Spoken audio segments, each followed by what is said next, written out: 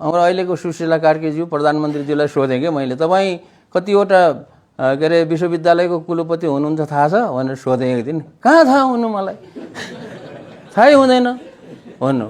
अब कुलपतिले चाहिँ आफू कुलपति यति एउटा विश्वविद्यालयको कुलपति छु भन्ने थाहा नभएपछि अनि कसरी चाहिँ चल्छ? 6 महिनामा 4 महिना छ अब बाँकी, अब 4 महिनामा पनि अब काम गर्न सक्ने समय त छैन। गभर्मेन्टको आँखा नलाओस् भन्ने कुरा हो सरकार।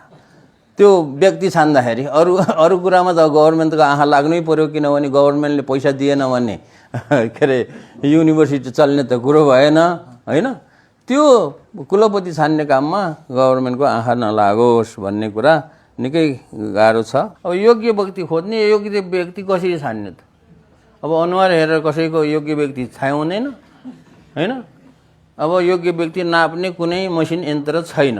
प्रधानमन्त्रीलाई चाहिँ यो कुलपतिको पगडी गुथाउने चाहिँ चलन चाहिँ हटोस् भन्ने कुरा हो। एक जमाना थियो नेपालमा एउटै त्रिभुवन विश्वविद्यालय थियो। उति बेला राजा चाहिँ उति बेला महाराजधिराज चाहिँ कुलपति हुने चलन थियो। सरकारले बजेट नदिए पनि के कसरी हुन्छ विश्वविद्यालयहरूमा तपाईहरुले नै अलिकति ब्रेन स्टोर्मिङ गरेर त्यस्तो किसिमको सुरुवात गरेको भए पनि हुन्थ्यो।